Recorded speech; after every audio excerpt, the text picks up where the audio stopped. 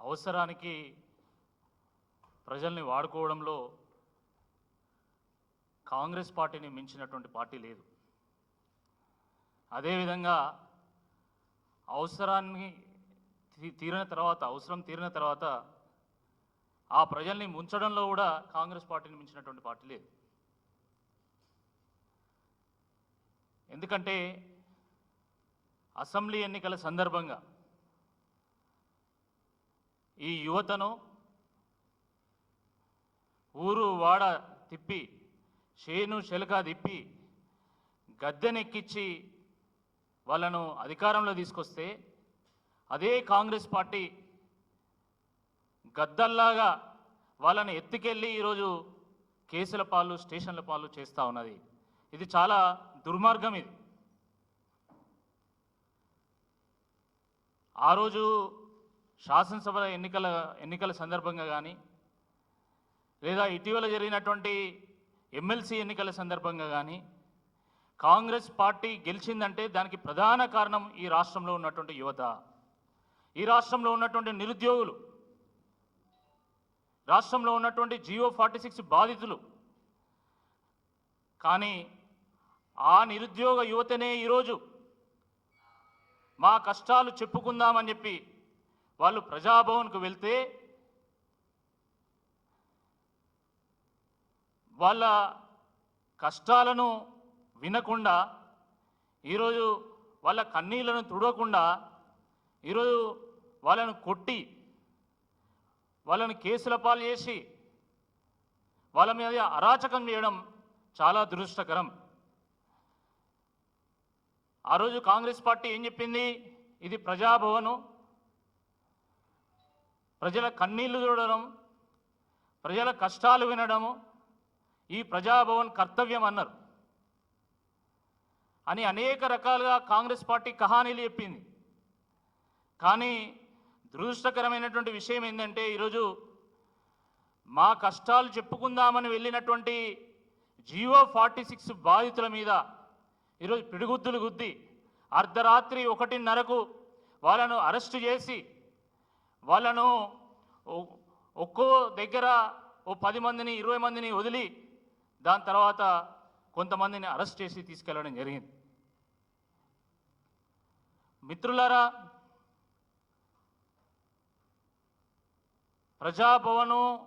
ప్రజాభవన్కు జియో 46 బాధితులు అనేక సందర్భాలుగా వెళ్ళిండ్రు. అనేక సందర్భాలుగా వాళ్ళ సమస్యలు చెప్పుకునేటువంటి ఒక ప్రయత్నం చేసిండ్రు. కానీ కనీసము కనికరం లేకుండా ఈరోజు వాళ్ళ మీద పిడుగుద్దులు ఉండడం చాలా దుర్మార్గం. అనేక మంది గాయాల పాలైన్లు. పాపం ఏ మీడియా కూడా అర్ధరాత్రి కాబట్టి క్యాప్చర్ చేసుకునేటువంటి అవకాశం లేకుండా పోయింది. కాళ్ళకు, చేతులకు, వెన్నులకు, వీపుకు చాలా గాయాలైనాయి. మమ్మల్ని ఇక్కడ నిరసన తెలుపనీయడం లేదని చెప్పి వాళ్ళు తెల్లవారు మళ్ళీ అమరవీరుల స్తూపం దగ్గర, అమరజ్యోతి దగ్గర వెళ్ళి అక్కడైనా మా గోస అమరులకైనా చెప్పుకుందామని వెళ్ళి అక్కడికి వెళ్ళి దీక్ష చేస్తూ ఉంటే మళ్ళీ నిన్న ఉదయం 10:30కు వాళ్ళని అరెస్ట్ చేసి వాళ్ళని తీసుకుపోయి బండ్లగూడ పోలీస్ స్టేషన్లో పెట్టడం జరిగింది. ఎంత దుర్మార్గం అంటే నిన్న ఉదయం వాళ్ళు నిరాహార దీక్ష ప్రారంభిస్తే నిన్న రాత్రి 11 గంటల వరకు వాళ్ళు మంచినీళ్ళు కూడా ముట్టలే. నేను వెళ్ళి వాళ్ళని పరామర్శించి స్వయంగా బీఆర్ఎస్ పార్టీ కార్యనిర్వాహక అధ్యక్షులైనటువంటి కేటీఆర్ గారితో మాట్లాడిపించిన తర్వాత, కేటీఆర్ గారు మీ ఆరోగ్యం మాకు చాలా ముఖ్యం, మీ భవిష్యత్తు ముఖ్యం కాబట్టి మీరు ఎట్లనైనా చేసి మీరు దీక్ష విరమించండి, మీకు అండగా మేముంటాం, మీకోసం మేము కొట్లాడతాం, అవసరమైతే మా ఎమ్మెల్యేలు అందరినీ కూడా చీఫ్ సెక్రటరీ దగ్గర తీసుకెళ్ళి మీ బాధను వినిపిస్తామని చెప్పినా కూడా వాళ్ళు దీక్షను విరమించకుండా వాళ్ళు నిన్న రాత్రి 11 గంటల వరకు దీక్ష చేస్తే కూడా కనీసం కాంగ్రెస్ పార్టీ నాయకుడు ఒక్కడు కూడా పట్టించుకున్నటువంటి నాదులు లేడు. ఒక మంత్రి కూడా వాళ్ళతో మాట్లాడేటువంటి పాపాన ఓలే. ఇదా ప్రజాపాలన? ఇదా మీరు తీసుకొచ్చినటువంటి మార్పు? ఇంత దుర్మార్గమా? జాలి, దయ, కరుణ, కనికరం అనేటువంటిది మీ డిక్షనరీలో అసలు లేనట్టున్నది.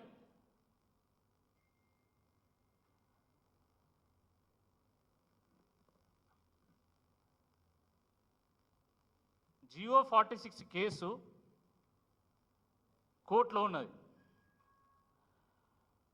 కోర్టు ఇప్పటివరకు 26 సార్లు ఈ కేసును వాయిదా వేసింది.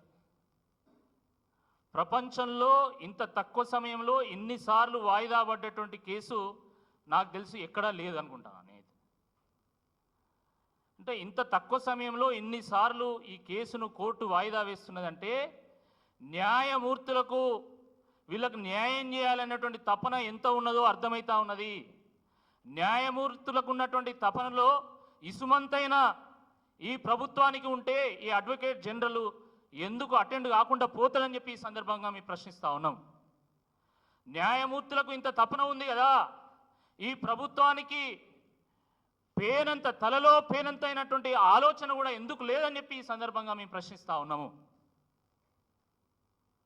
ప్రభుత్వానికి మనసు లేదు కాబట్టి ఈరోజు అడ్వకేట్ జనరల్ను పంపించడం లేదు. అడ్వకేట్ జనరల్ ఎవరి ఇన్స్ట్రక్షన్స్ ప్రకారం వారు నడుచుకుంటారు? ప్రభుత్వం ఇన్స్ట్రక్షన్స్ ప్రకారమే నడుచుకుంటారు.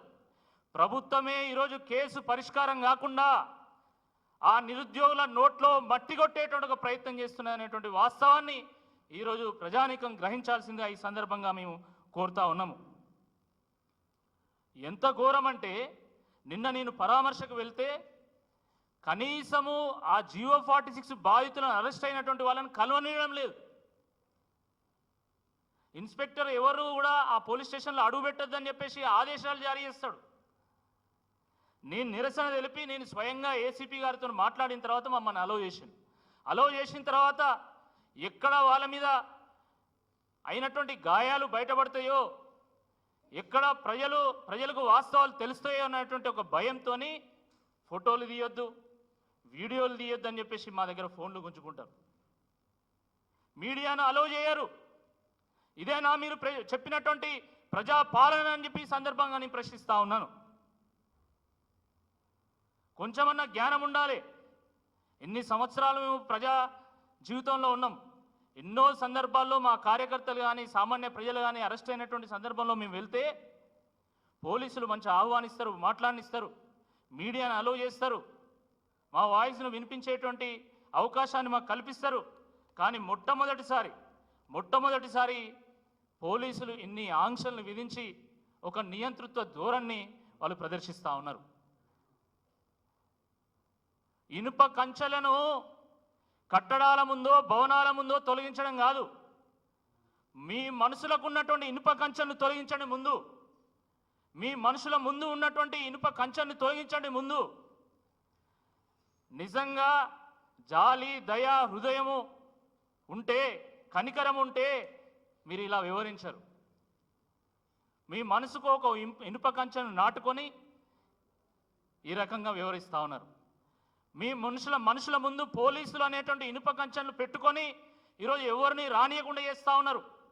ఎవరు బాధలు చెప్పుకుంటామంటే చెప్పుకునేటువంటి అవకాశం లేకుండా చేస్తూ ఉన్నారు. కాబట్టి మేము ప్రగతి భవన్ ముందు ఇనుప కంచెలు తొలగించమని మీరు గప్పాలు కొట్టడం కాదు, ఫస్ట్ మీ మనసులో ఉన్నటువంటి ఇనుప కంచెను తొలగించండి. మీ మనుషుల ముందు ఉన్నటువంటి ఇనుప కంచెల్ని తొలగించాల్సిందా ఈ సందర్భంగా నేను విజ్ఞప్తి చేస్తూ ఉన్నాను. మిత్రులారా, ఇకపోతే రేపే జాబ్ క్యాలెండర్ విడుదల చేస్తాం, ఎల్లుండే విడుదల చేస్తామని చెప్పి రకరకాలుగా పేపర్లలో మీరు హెడ్లైన్లు, పేపర్లలో స్టోరీలు, మీకు సంబంధించినటువంటి న్యూస్ ఛానల్లో స్టోరీలు, మీకు సంబంధించినటువంటి పేపర్లలో ప్రధాన శీర్షికలు వారాల పాటు వేయించలే కదా. నిజంగా నిరుద్యోగ యువత అంతా కూడా ఎంతో ఆశతోని ఎదురు చూసినది, కొండంత ఆశతోని ఎదురు చూసింది. నిజంగా మాకు న్యాయం చేస్తుంది కావచ్చు కాంగ్రెస్ ప్రభుత్వం అని చెప్పేసి ఎదురు చూసింది. కానీ తీరా చూస్తే అసెంబ్లీ సమావేశాల్లో చివరి రోజున చివరి ఘట్టంలో ఒక తెల్ల కాగితాన్ని నిరుద్యోగుల ముందు పెట్టి వాళ్ళ ఆశల మీద నీళ్లు చల్లింది ఈ ప్రభుత్వం. ఈ జాబ్ క్యాలెండర్ చూసి స్కూల్ పిల్లలు సైతం నవ్వుకుంటున్నారు. మొన్న నాకు ఫోన్ వచ్చింది తెలంగాణ భవన్ నుండి. ఇక్కడ ఒక మిత్రుడు, అన్న జాబ్ క్యాలెండర్ వచ్చింది ఒకసారి చూడండి మీరు, ప్రెస్లో నేను మాట్లాడడానికి ఉంటుందని చెప్తే నేను వాట్సాప్ ఓపెన్ చేసి ఆ జాబ్ క్యాలెండర్ను చూస్తే నా పక్కనే మా కజిన్ వాళ్ళ బాబు ఉన్నాడు, స్కూల్ పిల్లవాడు, 5వ తరగతి. బాబా ఏం చూస్తున్నావు అంటే నేను జాబ్ క్యాలెండర్ చూస్తున్నా అన్నాడు. వాడు కూడా చూసిండు జాబ్ క్యాలెండర్. చూస్తే వాడు నవ్విండు. అరే ఎందుకు నవ్వుతున్నావు అంటే, క్యాలెండర్ అంటే అలా డేట్ ఉండాలి కదా, డేటే లేదు, అది క్యాలెండర్ ఎట్లయితుంది అని అడిగిండు.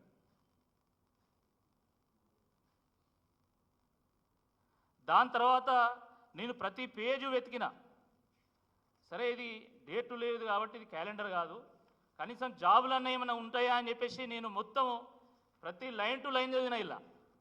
ఇల్లు ఎక్కడైనా జాబులు ఉన్నాయా అని చెప్పేసి మైక్రోస్కోప్ పెట్టి చూసినా, భూతద్దం పెట్టి చూసినా కూడా ఇలా ఒక్క జాబ్ కూడా కనబడతలేదు. ఇది ఉద్యోగ క్యాలెండర్ కాదు, ఇది ఉత్తి క్యాలెండరు, ఉత్తిత్తి క్యాలెండరు, ఒళ్ళెక్కల క్యాలెండర్. ఇది సిగ్గుండాలే, ఇది జాబ్ క్యాలెండర్ అని చెప్పడానికి కొంచెమన్నా సిగ్గుండాలి. మైసూర్ పాకులో మైసూర్ లేకపోయినా కనీసం పాకు ఉంటుంది, మైసూర్ బజ్జీలో మైసూర్ లేకపోయినా బజ్జీ ఉంటుంది, బొంబాయి రవ్వలో బొంబాయి లేకపోయినా కనీసం రవ్వ ఉంటుంది. కానీ ఈ జాబ్ క్యాలెండర్లో ఇలా జాబు లేదు, క్యాలెండరు లేదు. ఇది మీ జాబ్ క్యాలెండర్, ఉత్తి కాగితం ఇది. దీనికో ఆథెంటిసిటీ లేదు, దీనికో సిగ్నేటరీ లేదు, ఏది లేదు. అంటే ఇచ్చిన హామీలను నెరవేర్చకుండా జాబ్ క్యాలెండర్ను రిలీజ్ చేసి జారుకుందాం అనేటువంటి ఒక ప్రయత్నం చేస్తూ ఉన్నారు మీరు. ఇది జాబ్ క్యాలెండర్ కాదు, జారుకునే క్యాలెండరు. మీ బాధ్యత నుండి మీరు తప్పించుకోవడానికి రిలీజ్ చేసినటువంటి క్యాలెండర్ అనే ఈరోజు యువత అంతా కూడా దీన్ని స్వీకరిస్తూ ఉన్నది. ఈరోజు ఇంతమంది యువకులు వచ్చేళ్ళు, నేను అసలు వాళ్ళకి చెప్పను కూడా చెప్పలే. నా ప్రెస్ మీట్ ఉన్నదని తెలుసుకొని వాళ్ళకు వాళ్ళే అశోక్ నగర్ నుండి నా దగ్గరకు వచ్చారు. మీరు ఒక్కసారి గమనించండి, బీహార్ ఎంతో వెనుకబడినటువంటి రాష్ట్రం అంటారు కదా, అలాంటి Bihar public service commission release చేసినటువంటి వార్షిక క్యాలెండర్ ఇది, జాబ్ క్యాలెండర్.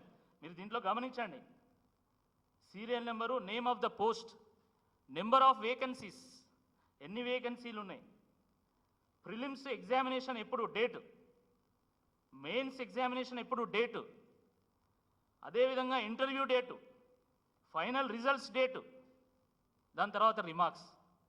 ఇట్లా Bihar public service commission release చేసినటువంటి క్యాలెండర్లో డేట్లు ఉన్నాయి, నెంబర్ ఆఫ్ జాబ్స్ కూడా ఉన్నాయి, జాబ్ కైండ్ కూడా ఉంది. అదేవిధంగా మన పక్కన్నటువంటి Tamil Nadu public service commission release చేసినటువంటి క్యాలెండర్ మీరు ఒకసారి గమనించండి. Name of the post and examination, number of vacancies, date of notification, date of commencement of examination, number of days. దాని తర్వాత కింద నోట్స్ కూడా ఉన్నాయి. There may be additions or deletions to examinations mentioned in the planner. The planner is tentative and published to enable the candidates to prepare themselves for the examination. The syllabus is available. It is available on the website and further departments అని చెప్పి కూడా దానికి సంబంధించినటువంటి syllabus కంప్లీట్గా డీటెయిల్గా కూడా వారు ఇవ్వడం జరిగింది. అట్లా అన్ని వివరాలు కూడా ఇది రిలీజ్ చేసి మళ్ళీ మిగతా ఫర్దర్ డీటెయిల్స్కి మీరు వెబ్సైట్కి కూడా వెళ్ళమని చెప్పడం జరిగింది. ఇక union public service commission calendar చూడండి మీరు. యూనియన్ పబ్లిక్ సర్వీస్ కమిషన్ క్యాలెండర్లో name of the examination, date of notification, date of commencement of exam, duration of the exam కూడా వాళ్ళు మెన్షన్ చేయడం జరిగింది. దీన్ని జాబ్ క్యాలెండర్ అంటారు, కానీ మీరు విడుదల చేసింది అది జాబ్ క్యాలెండర్ ఎట్లయితుంది? మొన్న హరీష్ రావు గారు మాట్లాడుతూ ఇది జాబ్ క్యాలెండర్ కాదు, జోక్ క్యాలెండర్ అన్నారు. నిజంగా అట్లనే ఉన్నది ఇది పరిస్థితి.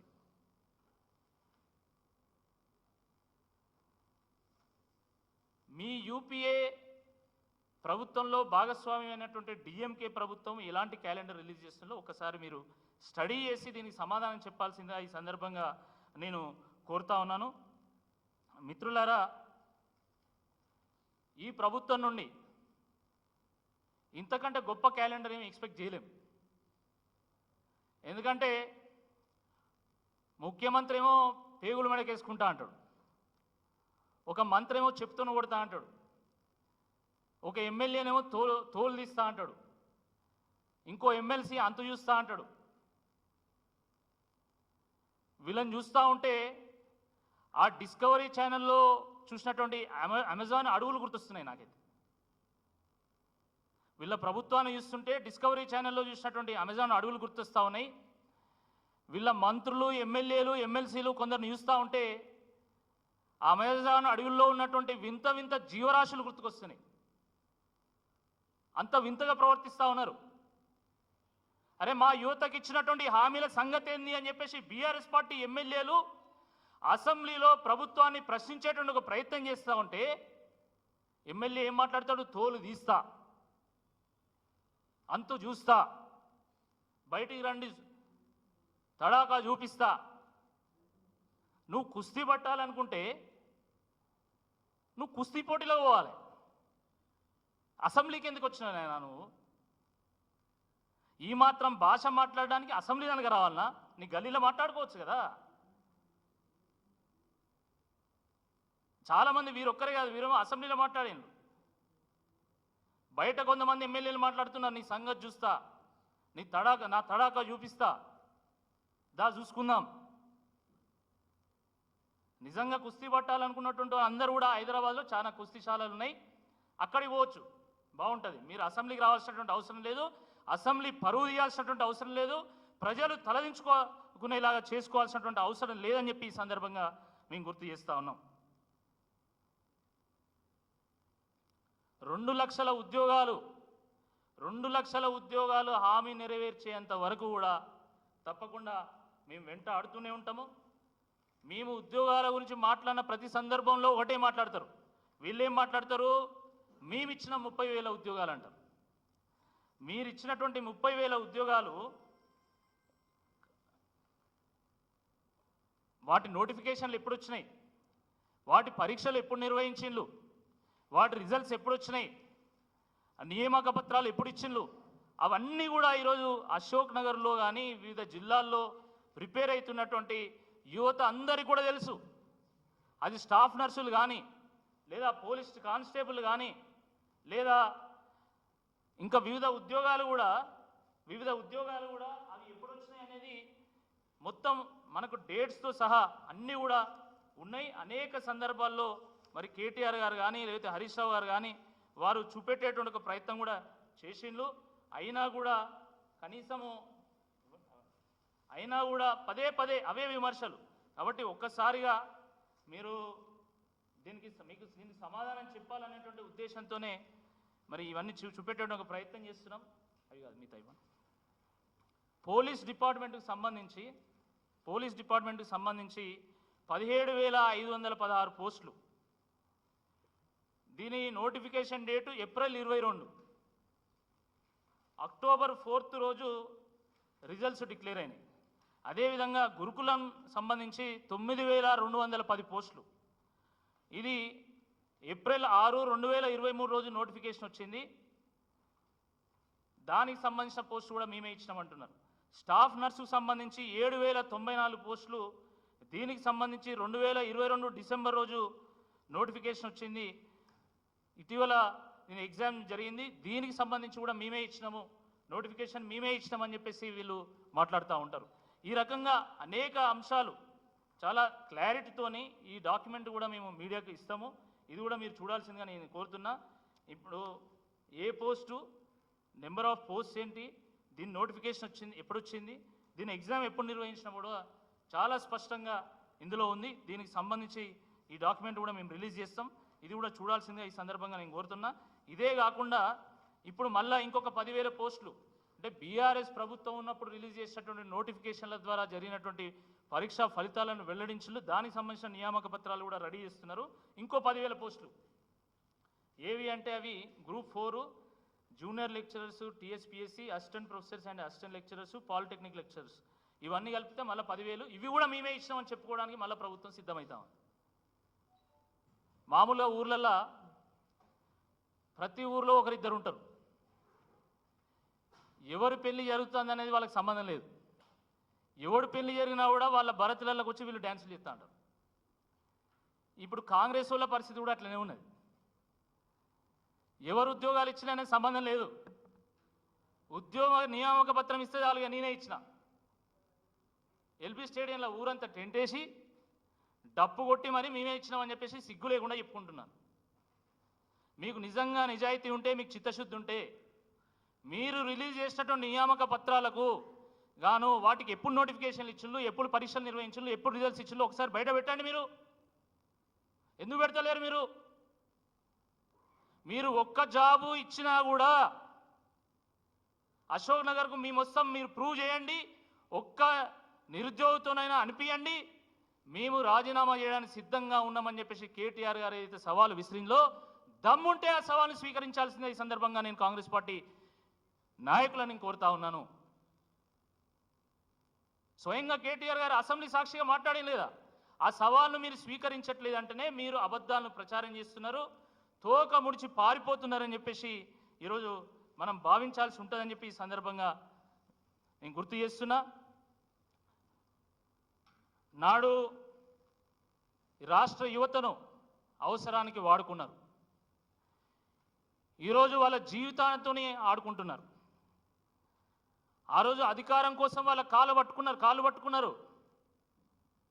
ఏ చేతులతోనైతే ఆ రోజు కాళ్ళు పట్టుకున్నారో ఈరోజు అదే చేతులతోని నిరుద్యోగుల కాలరు పట్టుకుంటా ఉన్నారు, వాళ్ళ కంఠాన్ని నలుపుతా ఉన్నారు. ఆ రోజు మీరు అండగా ఉంటామన్నారు, కానీ ఈరోజు ప్రశ్నిస్తే అక్రమంగా అరెస్టు చేస్తూ ఉన్నారు, వాళ్ళ మీద అరాచకం సృష్టిస్తూ ఉన్నారు. మీరు ఎంత అణిచివేస్తే తిరుగుబాటు అంత తీవ్రమవుతున్నది అనేటువంటి వాస్తవాన్ని గుర్తుంచుకోవాల్సిందిగా నేను నిరుద్యోగుల పక్షాన విజ్ఞప్తి చేస్తా ఉన్నాను. మీరు జీవోను రద్దు చేసేంత వరకు మేము ఓజీలాగా రణమెత్తుతూనే ఉంటాము, రణరంగాన్ని సృష్టిస్తాము, వెంటాడుతాము.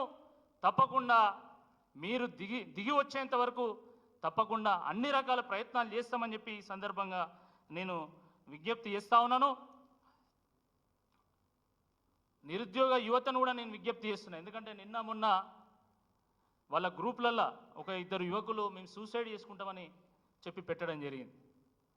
నాకు కొంతమంది ఫోన్ చేస్తే నేను పర్సనల్గా వాళ్ళతో మాట్లాడి, మీరు సూసైడ్ చేసుకోవాల్సినటువంటి అవసరం లేదు, మనం పోరాడాలి, పోరాడితే పోయేదేముంది, బానిస సంఖ్యలు తప్ప అని చెప్పేసి వాళ్ళకు ధైర్యం నింపేటువంటి ఒక ప్రయత్నం చేశాను. అదేవిధంగా కేటీఆర్ గారితో కూడా మాట్లాడించడం జరిగింది. కాబట్టి నిరుద్యోగులందరూ కూడా మేము విజ్ఞప్తి చేస్తున్నాము, కాంగ్రెస్ పార్టీ ఇచ్చినటువంటి ప్రతి హామీని నెరవేర్చే విధంగా తప్పకుండా మేము పోరాడతాం, మీ వెంట నిలుస్తాం, మీకు అండగా నిలబడతాము, తప్పకుండా మీకు జాబ్స్ వచ్చే విధంగా మేము చూస్తాము, అన్ని రకాలుగా ఆదుకుంటామని చెప్పేసి రాష్ట్రంలో ఉన్నటువంటి యువత అందరూ కూడా మేము విజ్ఞప్తి చేస్తున్నాం. అదేవిధంగా తప్పకుండా మరి ఇప్పుడు పార్లమెంటు సెషన్లు ఉన్నాయి. పార్లమెంటు సెషన్ల సందర్భంగా కూడా మేము యువతకు విజ్ఞప్తి చేస్తున్నాం, మీరు ఇక్కడ ఉన్నటువంటి ఎంపీలను కలవండి, వాళ్ళని నిలదీయండి.